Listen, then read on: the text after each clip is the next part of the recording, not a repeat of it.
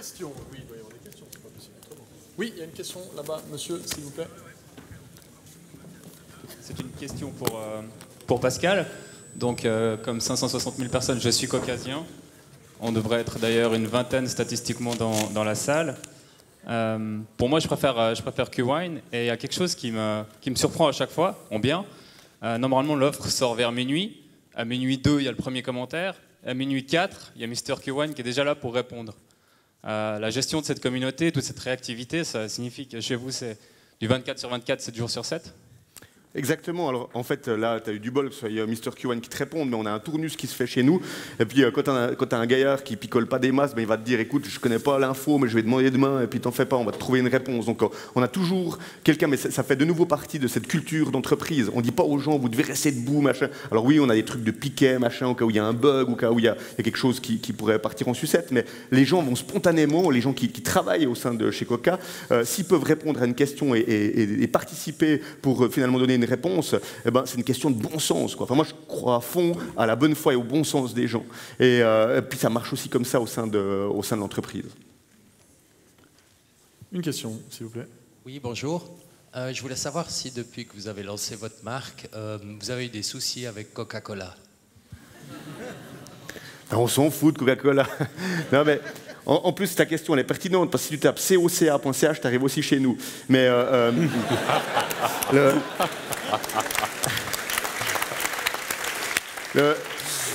alors, pour répondre clairement, non, on n'a jamais eu aucun problème. Et puis, je pense qu'ils ont d'autres soucis à gérer que venir emmerder des petits gaillards planqués à Bussigny.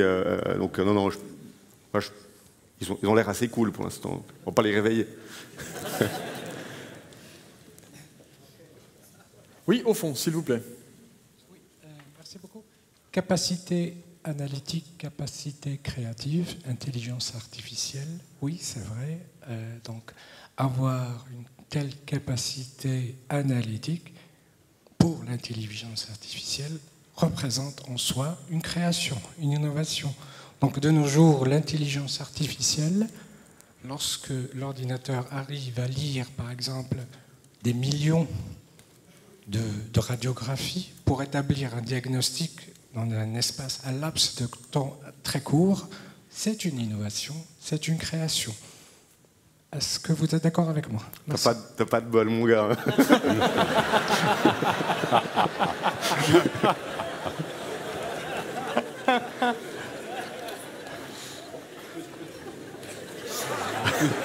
J'ai pas de micro là, je crois. J'ai pas de micro. Ah si, c'est bon.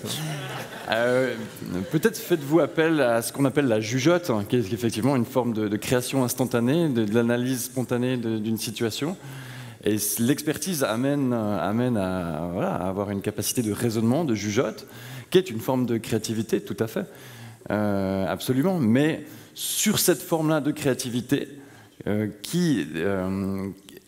on est largement dépassé, et ça j'en suis convaincu, par la machine, dès lors que, de manière sous-jacente à cette créativité, ce n'est qu'un traitement instinctif d'une quantité très grande de données. Voilà. Contrairement à produire une pièce musicale, à produire un tableau de Picasso, qui là,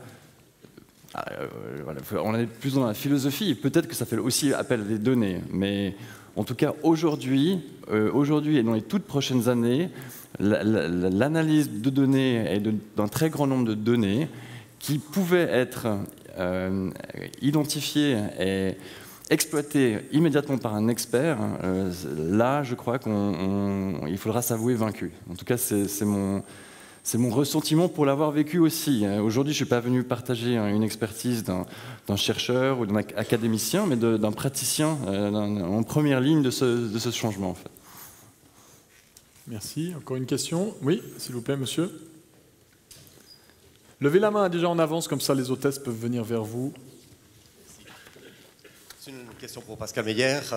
Quel est votre secret pour avoir créé une communauté aussi importante en si peu de temps?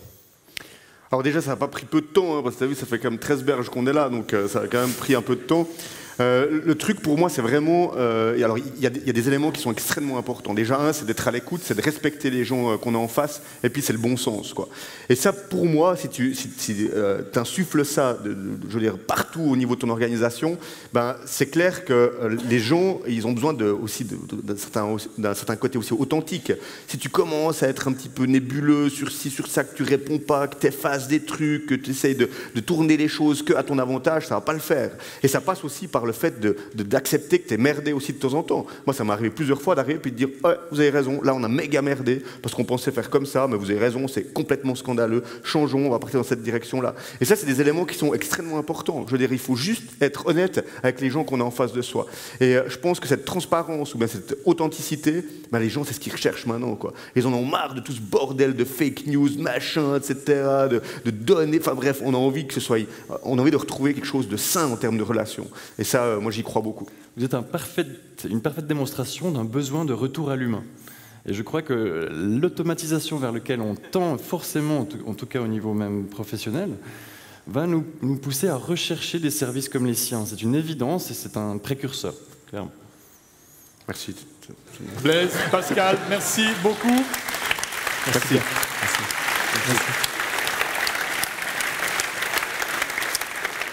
Alors, ce qui est sûr, c'est que venir maintenant comme dernier intervenant, la mission n'est pas facile. Mais comme vous aimez les défis, Manuel Loltold, ce n'est pas impossible. S'il vous plaît, c'est pour le mot de la fin, on peut l'accueillir comme il se doit. Merci.